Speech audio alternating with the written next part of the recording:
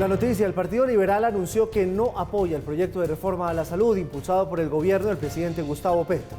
A través de una carta, el expresidente César Gaviria explicó que el partido busca fortalecer el aseguramiento de los pacientes sin destruir la participación del sector privado.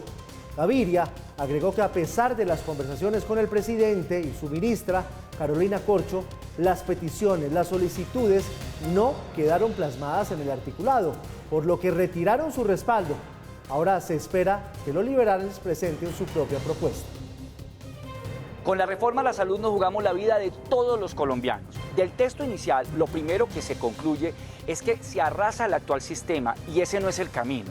Debemos corregir y fortalecerlo, pero nunca borrarlo para empezar desde cero. Pues desde Villavicencio, el presidente Gustavo Petro le respondió al expresidente César Gaviria.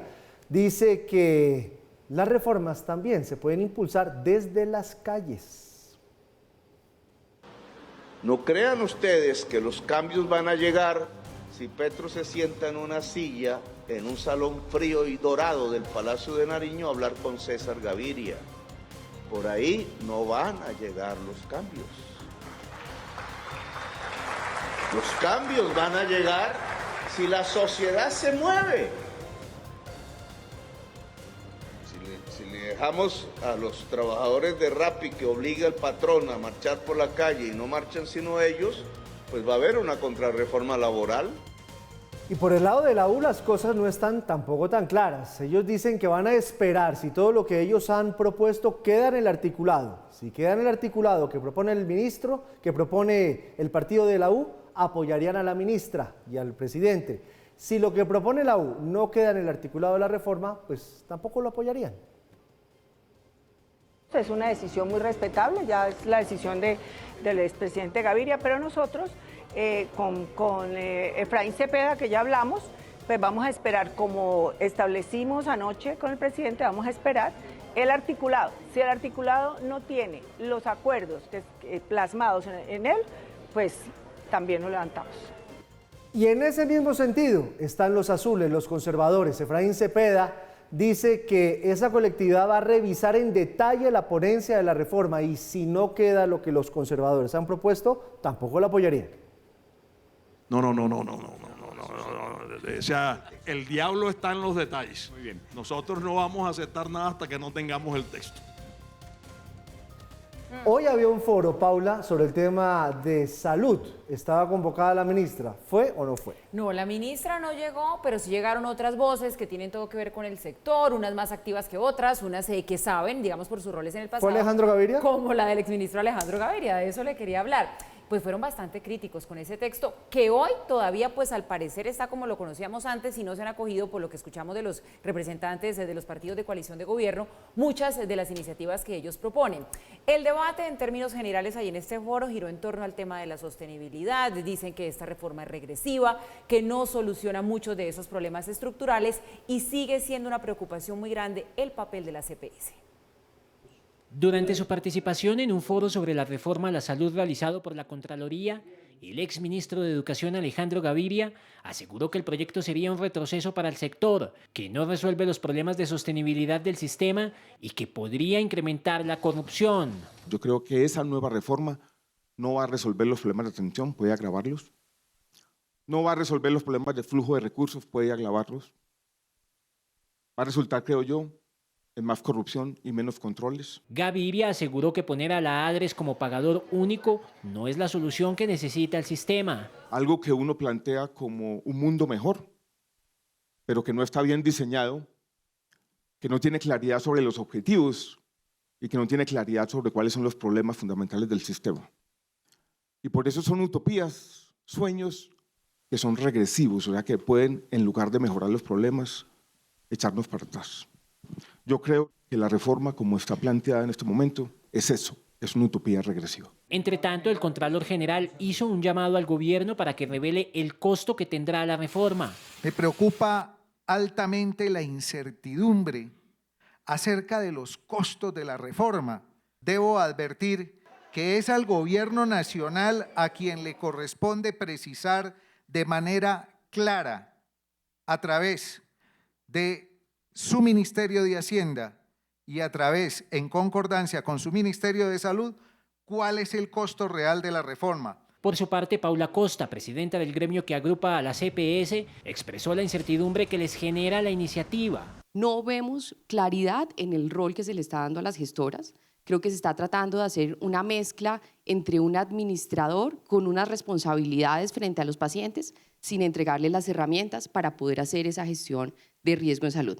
La ministra de Salud, Carolina Corcho, iba a ser la encargada de cerrar el evento, pero a última hora canceló su asistencia.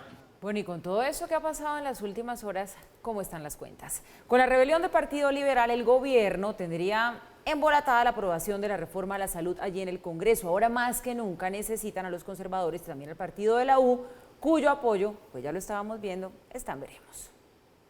En la Cámara de Representantes hay 186 curules, la mayoría se logra con 94 votos, pero con la rebelión del Partido Liberal y los apoyos del Pacto Histórico, la Alianza Verde, Curules de Paz y las minorías, el gobierno alcanzaría 77 votos a favor, es decir, que no lograría la mayoría porque necesitan los apoyos del Partido de la U y los conservadores para alcanzar 119 votos.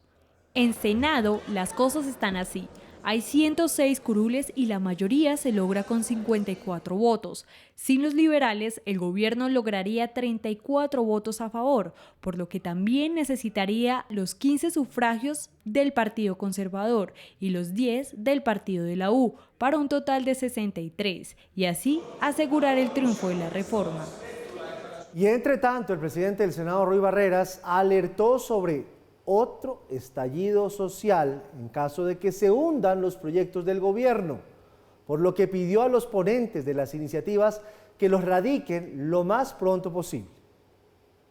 Son equivocados e irresponsables los que le apuestan a hundir las reformas, porque el escenario que seguiría es el de una frustración del justo reclamo popular y, por supuesto, estallidos sociales absolutamente indeseables que hay que evitar.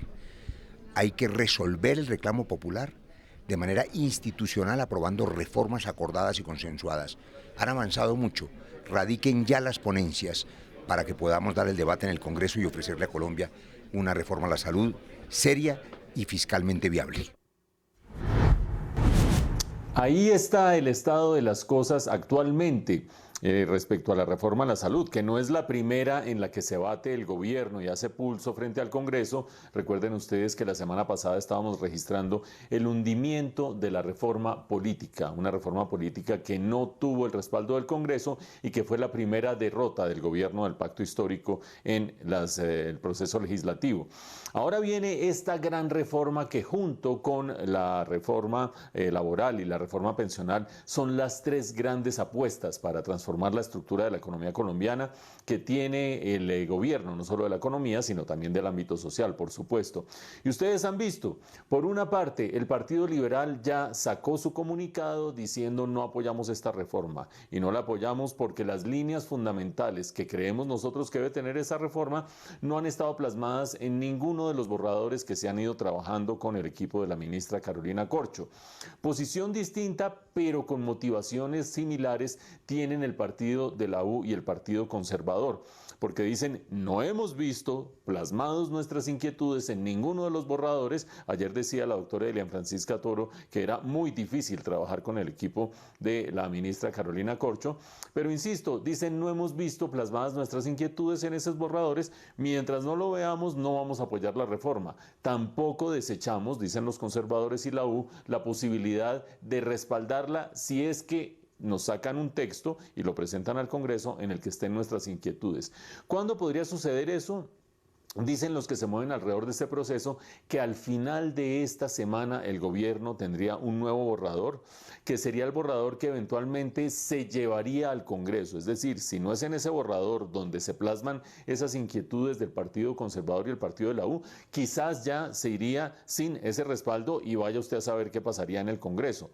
De todo caso, después de Semana Santa es cuando saldría el desenlace político y empezaría el proceso legislativo, y hasta allá hay tiempo y espacio para saber exactamente qué va a pasar. Pero un último punto, si uno tiene en cuenta las inquietudes del Partido Liberal acerca de los borradores, la cosa no es nada promisoria. El Partido Liberal, en su comunicado justificando su no respaldo a la reforma, dice hay 4 puntos fundamentales que nunca los vimos plasmados.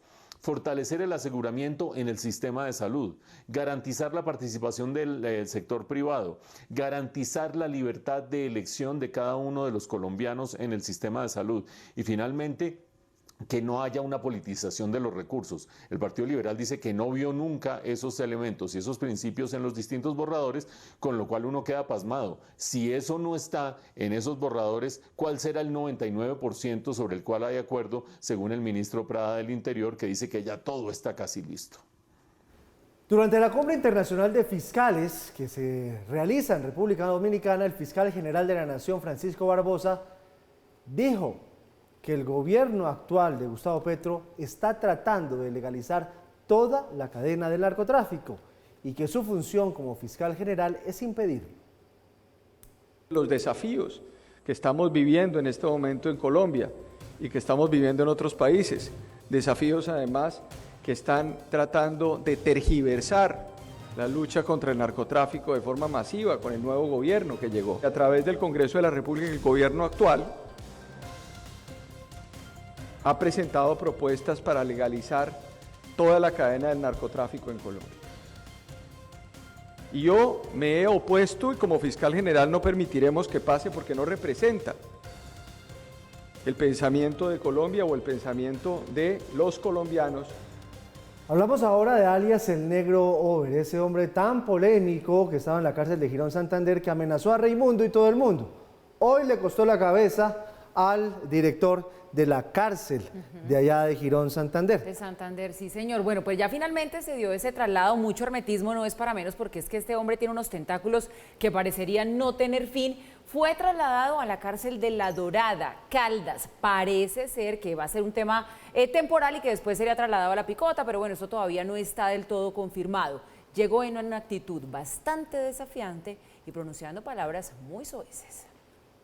En horas de la mañana fue trasladado a la cárcel de La Dorada Caldas, alias el Negro Over, quien desde la cárcel de Palo Grande en Girón Santander, días atrás amenazó a través de un video con matar a comerciantes y policías en retaliación por la captura de su esposa. O me sueltan a mi mujer o miramos cómo estamos, o yo no sé, que Dios me lo bendiga grandemente, me dé larga vida, mucha protección y que usen chalecos antibalas. Como todo un gamonal, ese día exigió que medios de la región lo entrevistaran. Incluso solicitó un encuentro con el presidente Petro. En estos momentos yo solicito una entrevista urgente, carácter urgente, con El Heraldo, Zona Cero, Impacto News, hasta con Petro, si es caso. Tras conocerse el video grabado desde la cárcel, la policía hizo un allanamiento hace 2 noches en su celda de la cárcel de Girón. Como es su costumbre, ese día hizo una nueva amenaza, esta vez de escaparse. Buen partido, todo ese bloque arriba completo para decir, puedo volar enseguida mañana. Hoy, en medio de un fuerte dispositivo de seguridad, el Negro Over fue trasladado de la cárcel de Santander a la de La Dorada en Caldas. Ya no era él quien grababa los amenazantes videos. Ahora, una cámara del IMPEC era la que dejaba registro del momento en el que alistaba sus pertenencias antes de ser llevado a otra cárcel del país. Trasladar de manera inmediata a esta persona que está privada de libertad, alias el Negro Over, hacia un establecimiento de orden nacional de máxima seguridad de manera temporal al municipio de La Dorada. Estamos estudiando la posibilidad, si sigue ahí, o continúa hacia otro establecimiento. La máxima autoridad del IMPEC también anunció que el director de la cárcel de Girón, donde hasta hoy estuvo recluido el Negro Over, fue destituido de su cargo y que a 10 guardas que lo custodiaban se les abrirá una investigación. Por otra parte, también tomamos la decisión de remover del cargo al director del establecimiento de Girón, toda vez que los funcionarios públicos estamos obligados a responder por acción y por omisión. Desde que fue capturado en octubre de 2021, el Negro Over literalmente se le convirtió en un dolor de cabeza a las autoridades penitenciarias. Cómbita, La Picota y Palo Grande no han podido controlar a este delincuente que pareciera tener un call center al interior de las cárceles por las que ha pasado, desde donde ha extorsionado a centenares de comerciantes del país. Primera vez que me colocan una esposa en esta de los pies, maldita sea. Con este director, Dios mío santo. Una vez más es trasladado justamente para quitarle de encima esta pesadilla a policías y comerciantes que se sienten amenazados por Over. En enero de este año, un video de él se hizo viral en donde desde la cárcel, como lo ha hecho en repetidas ocasiones, amenazó de muerte a tenderos de Girón. Me le dicen los patrones suyos que tienen hasta ahorita a mediodía para que me llamen. Si no, mato a cualquier vendedor en esa hoy. El jefe de los rastrojos costeños, llegó sobre la 1 de la tarde a la cárcel La Dorada. Con grilletes en manos y pies, llegó saludando al director de la penitenciaría. Solicito una revisión, señor director. A veces mondada. El negro Over paga una condena de 50 años por extorsión, homicidio, terrorismo, concierto para delinquir y tráfico de armas. Bueno, y es que la situación es realmente delicada y muy compleja. Los comerciantes de Barranquilla y su área metropolitana siguen viviendo en medio del temor y la zozobra por cuenta de los alcances que sigue teniendo el negro Over. Más de 100 tiendas han cerrado por presiones del grupo extorsionista que desde la cárcel sigue liderando este delincuente. Desde hace 4 años, los tenderos y pequeños comerciantes de Barranquilla y su área metropolitana han venido siendo víctimas de las estructuras criminales que delinquen en el departamento, al punto que en los últimos meses más de 100 tiendas han cerrado por las intimidaciones. Solamente en el barrio Chiquinquirá, en el centro de la ciudad, 15 negocios han cerrado porque además de panfletos han disparado contra las fachadas. Los comerciantes pues están bastante asustados porque son objeto de llamadas, son objeto de panfletos, de mensajes de texto, de WhatsApp, e incluso de disparos a los establecimientos de comercio. Pues todo eso genera temor, genera preocupación, e intimida. Muchos comerciantes cuando ven que la problemática continúa, ya toman la decisión definitiva de cerrar. El gremio siente que la situación empeorará tras las amenazas del negro Over. Durante estos 4 años hemos tenido muertos, heridos, desplazados, negocios cerrados, negocios vendidos a bajo precio. Consideran que no tienen garantías ni para trabajar ni para denunciar. Es que ellos dicen, ¿para qué denuncio? Si yo denuncio y el Gaula viene y hace el operativo y lo capturan, y al mes o a los 2 meses lo sueltan. También les preocupa que así como el negro Over lanzó amenazas desde la cárcel, otros delincuentes puedan hacer lo mismo y la situación se salga de control. Y piden que se busque una solución de fondo más allá de un traslado de centro de reclusión. Es tan alto el nivel de amenaza, de chantaje que hay por parte de estos zampones que hoy un grupo de hombres armados llegó a las instalaciones del diario El Heraldo en Barranquilla. Intimidaron a los periodistas, a nuestros colegas. El portal web Zona Cero también recibió amenazas a través de redes sociales. La FLIP, la Fundación para la Libertad de Prensa, se pronunció sobre el caso y el comandante de policía del Atlántico fue a reunirse con la directora del Heraldo, con nuestra colega Erika Fontalvo. Kimberly Martínez, actualicemos lo que sucedió hoy con este caso. Hola Giovanni, muy buenas noches para usted y los televidentes. Pues le cuento que los hombres armados llegaron hasta aquí, hasta las instalaciones del diario Heraldo en el centro de Barranquilla. Ellos se identificaron como representantes o enviados de Digno Palomino. Este es un miembro de una estructura criminal, Los Costeños, donde exigieron hablar con la directora del periódico, con la periodista Erika Fontalvo, y además también pedían que se publicara una entrevista que el cabecilla de esta estructura a ellos le habían grabado. Por supuesto, la Fundación para la Libertad de Prensa, FLIP, rechazó estos hechos. Las autoridades también se hicieron presentes aquí en las instalaciones del diario, donde atienden la denuncia de los comunicadores. La FLIP ha pedido a las autoridades también que le brinden protección a los periodistas. Estas circunstancias de intimidación, de amenazas y de buscar instrumentalizar a los medios de comunicación son un grave ataque a la libertad de prensa. Por lo tanto, exigimos no solamente a la policía y a la Unidad Nacional de Protección que brinden las medidas de manera urgente para la protección de los y las periodistas de estos medios de comunicación, sino que la institucionalidad en su conjunto, tanto a nivel nacional como local, respalden el trabajo de los medios de comunicación y se puedan acercar a los periodistas para conocer cuáles son las medidas más necesarias para atender estos graves casos. Sin embargo, esta no es la única amenaza que ha recibido este periódico, pues la semana pasada también llamaron a la oficina de redacción y se identificaron también como enviados de alias Castor, también exigiéndole que esta persona sea entrevistado. Este sujeto, recordemos que está detenido en Venezuela, también hace parte de una de esas estructuras, pero no solo el Heraldo, el portal web Zona Cero también recibió a través de redes sociales unas amenazas. Ellos recibieron unos mensajes de unos perfiles falsos que decían, abro comillas, se van a pudrir de bombas en sus instalaciones. El Gaula de la Policía y la Fiscalía también atendió esta denuncia y las autoridades están pidiendo, o la FLIP está pidiendo que las autoridades protejan a los periodistas en Barranquilla que están atendiendo los casos de estas estructuras criminales. Información que registramos a esta hora desde la capital del Atlántico. Kimberly Martínez para Red Más Noticias. Gracias, Kimberly. Como director de Red Más Noticias, como periodista, como colombiano y a nombre de todo este equipo periodístico, manifestamos nuestro rechazo, nuestro repudio por la intimidación y por el intento de instrumentalización por parte de estos zampones a la prensa libre colombiana. Toda nuestra solidaridad con nuestra colega Erika Fontalvo y con todos los colegas periodistas de El Heraldo. El gobierno, la UNP, tiene que garantizar que el ejercicio periodístico se pueda realizar sin intimidaciones, sin amenazas. Valoramos mucho la presencia de la policía, de la fiscalía en este caso. Toda nuestra solidaridad también con nuestros colegas de los otros medios que han sido afectados por este tipo de amenazas. En una nación democrática, la prensa es un pilar de esa democracia y no puede ser afectada. Mauricio.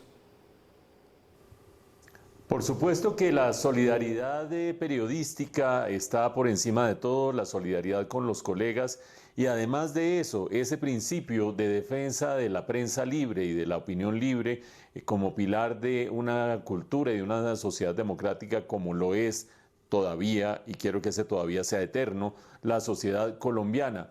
Pero aparte de ese elemento de solidaridad, hay que destacar que en este hecho, en esta intromisión de 6 hombres armados en la sede del periódico El Heraldo, hay muchas cosas gravísimas. La primera de ellas, por supuesto, que entren hombres armados a un diario, a un centro periodístico, que exijan hablar con su directora, Erika Fontalvo, pero que aparte de eso, todo ello sea para pedir una entrevista del líder de una banda criminal. ¿Con el fin de qué? Con el fin de vincularlo o manifestar su esfuerzo o su intención de unirse al proceso de la paz total. Y ahí se vinculan una dimensión local y una dimensión nacional, ambas tremendamente preocupantes. Sabemos que los índices de criminalidad en Barranquilla han crecido de manera notable. Sabemos que los índices de criminalidad en la costa caribe han crecido de manera notable. Y eso es el resultado esencialmente de ese esfuerzo del Clan del Golfo por agarrar los feudos y los negocios que están en manos de distintas bandas pequeñas. Entra el Clan del Golfo, que estaba en un proceso de acercamiento con el gobierno para llegar a la paz total, en medio de un cese al fuego bilateral, háganme ustedes el favor, y empieza a atacar y a atacar y a atacar. Las bandas se defienden, por supuesto, tampoco es que sean de mejor calaña, ni mucho menos, se defienden y eso genera violencia de lado y lado con masacres terribles en los últimos días, incluso en la ciudad de Barranquilla. Es decir, dentro del paraguas de la paz total regionalmente se dan fenómenos de creciente violencia que asolan a toda la población. Punto número 1. Pero eso es un reflejo de la dimensión nacional de la paz total una vez más. Una paz que se está gestando con grupos esencialmente criminales, también con grupos con pretensiones políticas y con estatus político, pero que se dedican al crimen y a la delincuencia, pero también con grupos esencialmente criminales que no abandonan las armas, ni los unos ni los otros, y el cese al fuego bilateral se lo pasan por la faja. Ya decíamos el día de ayer o hace 2 días que 2,6 son el número diario que en este año ha habido de rupturas del cese al fuego bilateral por parte de esos grupos que deberían estar cumpliendo ese cese al fuego bilateral. Y no solamente son grupos delincuenciales que mantienen las armas, sino que fuera de eso entran en conflicto los unos con los otros por agarrar el control regional en medio de la impavidez del Estado, en medio de unas instituciones que sí, el comandante de la Policía del Atlántico fue a hablar con la directora del Heraldo, afortunadamente, y se agradece el respaldo de las instituciones, pero a la vez vemos cómo el ministro del Interior denominaba cerco humanitario al secuestro de 76 policías en San Vicente del Caguán. Quiere decir que ese fenómeno de paz total se empieza a permear en las regiones, en medio de un desconcierto, en medio del temor, en medio de la zozobra de la población, viendo cómo las instituciones son reemplazadas por estos actores que no dejan las armas. Sigue siendo muy polémico el video en el que quedó registrado el momento en que disidentes de las FARC hicieron proselitismo político en presencia de niños. El presidente de la Junta de Acción Comunal de Policarpa en Nariño se refirió a estos hechos y dice que el acto fue en apoyo a la paz total. El video que se hizo viral en donde disidentes de las FARC de alias Iván Mordisco realizaron un acto político y posteriormente abordaron un helicóptero privado ha causado revuelo por cómo instrumentalizan a niños para vestirse con camisetas y banderas de color blanco y usar pancartas con mensajes para quienes posaron con fusiles, ametralladoras y lanzagranadas. Red Más Noticias consultó a Adolfo León, representante de Juntas de Acción Comunal en Policarpa, Nariño, municipio en el que ocurrió el hecho. León recriminó que la zona nunca ha sido de despeje ni ha habido presencia de militares. Aquí no es zona de despeje en ningún momento, nunca la ha habido. Acá nunca existieron militares, nunca vienen, solamente cuando vienen acá es porque vienen a erradicar. Asimismo, el representante de Juntas de Acción Comunal en Policarpa afirmó que en la zona nunca ha habido paz y por eso el acto político liderado por alias Marlon Vázquez fue precisamente en apoyo a la paz. El 29 frente y el 8 frente a la FARC dejaron las armas acá. Ellos entraron acá el 7 de enero del 2017 y se fueron el 27 de noviembre del 2017. A los 8 días aquí, el 8 de enero, ya estaba acá el grupo paramilitar de Matamba, estaba acá en la zona. Entonces nosotros no hemos vivido ni un instante de paz. Respecto al helicóptero en que los disidentes de las FARC se transportaron al finalizar el acto político, León afirmó que era una aeronave civil. El helicóptero no era un helicóptero civil, yo pensé que iba en el helicóptero de fuerzas militares porque eso era programado ya. Yo pensé que llegaba la fuerza militares y un helicóptero civil, seguro fue una embajada que los facilitaron o alguna cosa así. Sobre la presencia de niños que se evidencia en el video, León afirmó que donde hicieron el evento es donde se va a construir el colegio y el lugar que es plaza para todo tipo de eventos en la zona. ¿Por qué había niños en la región? Porque acá había muchos niños y fue frente a la escuela porque más escenario no tenemos. Aquí en la escuela es el polideportivo, en la escuela es todo, acá en las regiones donde vivimos nosotros. Finalmente afirmó que alias Marlon y alias Esteban, que aparecen en el video en el acto público, son quienes ejercen la única autoridad en la zona. Ellos tienen permiso del gobierno porque en este momento están en un proceso de diálogo, pero uno se pregunta, ¿quién pagó ese vuelo de helicóptero? ¿De dónde salieron los fondos? ¿Quién contrató a esa empresa? ¿Quién está pagando ese desplazamiento? Pues mire, lo averiguamos porque escuchábamos al presidente de la JAL decir que era un helicóptero civil, que eso era lo que él sabía hasta el momento. Pues en Red Más Noticias nos dimos a la tarea y les vamos a contar qué es lo que se sabe. Ese helicóptero utilizado por las disidencias de las extintas FARC fue pagado por Fondopaz, que es una entidad que depende del Departamento Administrativo de la Presidencia. El helicóptero es de la empresa privada Elistar, con matrícula HK 5348. Esta empresa presta sus servicios a los diálogos de paz a través de un contrato suscrito, como les decíamos, con Fondopaz, que es una entidad que hace parte del DAPRE, del Departamento Administrativo de la Presidencia, y esta empresa fue seleccionada porque en anteriores procesos de diálogo ya había prestado ese servicio con el mismo fin. Giovanni, esto fue lo que pudimos averiguar. Pues Mauricio, ahí queda por lo menos resuelto parte de las dudas que quedan sobre lo que pasó allá en Policarpa. Hay otra duda adicional, los niños. Porque finalmente los disidentes de las FARC que estaban ahí estaban armados, estaban uniformados, con fusiles, con lanzagranadas, pero también ahí estaban los niños, estaban haciendo proselitismo, sea para la paz, sea para lo que sea, son niños. Tienen una protección especial, tienen una consideración especial. Acuérdense lo que pasó en Fonseca, en el municipio del Conejo, durante el proceso de paz de Juan Manuel Santos, donde las FARC hicieron lo mismo, proselitismo político con niños, pero ahí sí hicieron una especie de despeje. Luego tuvieron que dar explicaciones al país. Y otro elemento, si es cierto que al interior del helicóptero iban veedores internacionales Y si esos veedores eran de algún organismo internacional, ¿qué piensan de que se utilicen niños para este tipo de actos? Veedores internacionales, además, que brillan por su ausencia a la hora de verificar protocolos del cese al fuego bilateral, entre otras cosas porque los protocolos no existieron cuando se decretó el cese al fuego bilateral. ¿Qué quiero decir con esa jeringonza?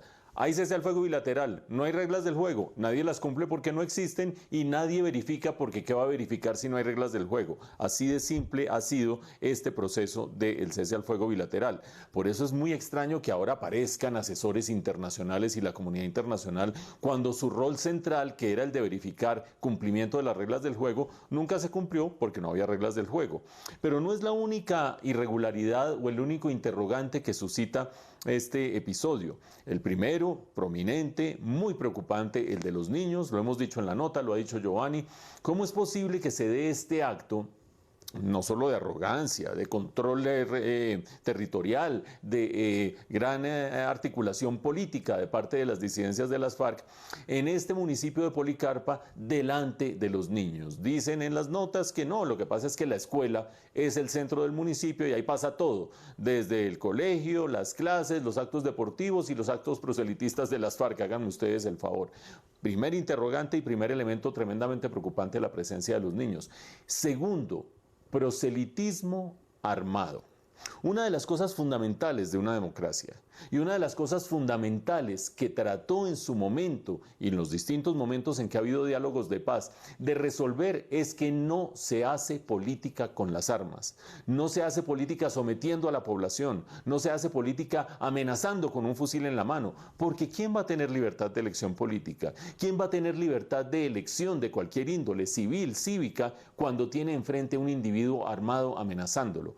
Este acto de proselitismo político armado es la total negación de cualquier proceso de paz que conduzca al fortalecimiento de la democracia colombiana. Conducirá a otras cosas, yo no sé cuáles, pero claramente no al fortalecimiento de las instituciones democráticas. ¿Y por qué hablamos de proselitismo?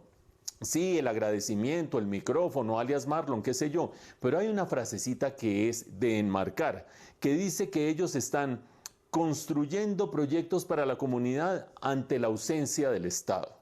Eso puede ser cierto. En gran medida, los grupos subversivos han surgido en el país a partir de la ausencia del Estado en grandes zonas del territorio. Pero este sí que me lo expliquen. Que se está haciendo proselitismo político armado frente a niños diciendo que ellos son quienes están construyendo instituciones porque el Estado está ausente. Y el mismo Estado es el que les paga el helicóptero para llevarlos y sacarlos de allí. Eso es el Estado cohonestando la erosión de las instituciones, una vez más. Creo yo que este episodio emblemático sirve para que reflexionemos sobre múltiples dimensiones en las cuales este proceso de paz total no parece estar fortaleciendo las instituciones en Colombia, sino por el contrario, erosionándolas, incluida la democracia misma. Alumnas y exalumnas de un muy tradicional colegio de Bogotá, las Belemitas, destaparon al menos 29 casos de presuntos abusos sexuales, muy delicado el tema, por parte de profesores de la institución. La Secretaría de Educación de Bogotá visitó ese colegio, revisa cada una de las denuncias. Aquí en Redman Noticias, como es nuestro deber, también consultamos con el colegio para ver qué tenía para decir. Nos dicen que quien va a responder son los del equipo jurídico del colegio. Este es el caso. En carteles pegados en los postes cercanos a la sede del Colegio Betlemitas de Chapinero, exalumnas hicieron públicos los casos de abuso sexual del que, según ellas, fueron víctimas. Yo tenía aproximadamente 14, 15 años y qué pena si soy un poco explícita, pero el comentario del profesor de física para ese momento fue que sacáramos nuestra calculadora y le echáramos dedo hasta que saliera sangre como a él le gustaba. Ese comentario yo lo reporté a la coordinadora, que me dijo pues que esos eran comentarios que se les hacían a los profesores y que uno tenía que aprender cómo a entender que así eran los hombres. La otra forma que encontraron para desahogarse fue publicando los acosos de algunos profesores y alumnos en un perfil de Instagram que supera los 29 testimonios. Me dijo que por fin me había graduado, que le diera 30 minutos encerrados en una sala y que no me arrepentiría. En ese momento me enojé demasiado y cuando me iba a ir me dijo que si pasaba por esa puerta no volvería a tener esa oportunidad. Me fui.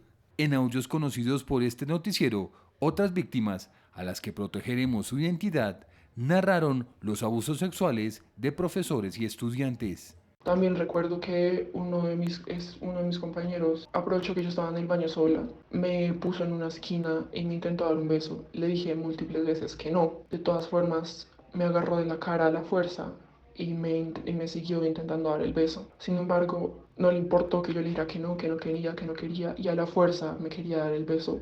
Obviamente la fuerza que él ejercía sobre mí física era mucho mayor a la que yo podía como soportar o como alejar. O sea, era físicamente imposible para mí alejarlo.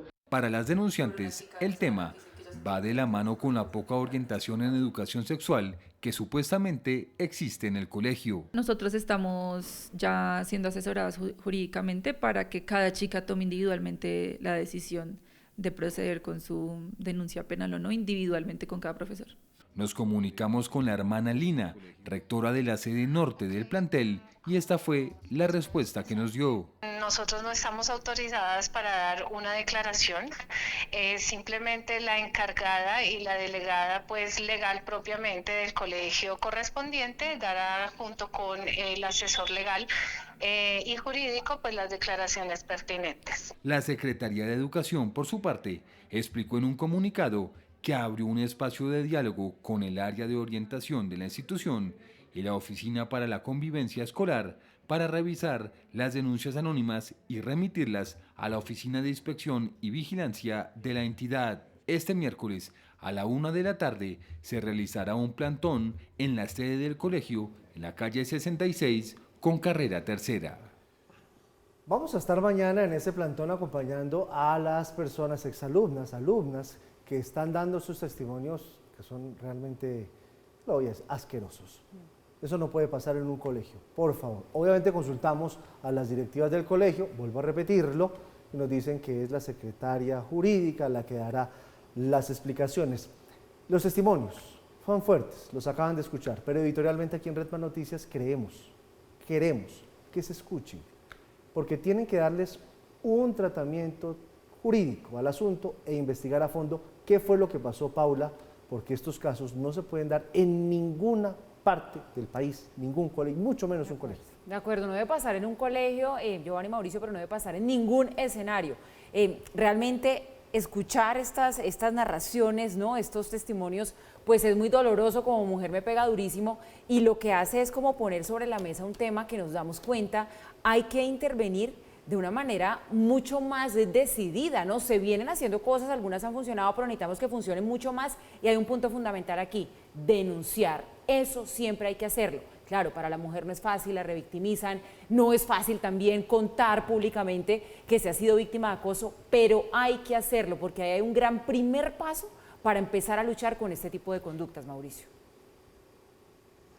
Este fenómeno ya lo hemos visto anteriormente y seguramente lo vamos a ver cada vez más, porque existe, está allí, latente en la sociedad, no solo en Bogotá, en otras ciudades del país, en toda la sociedad colombiana, y es el de este acoso sexual dentro de los colegios, por parte de los profesores hacia las alumnas, a veces por parte de profesoras y profesores hacia los alumnos igualmente.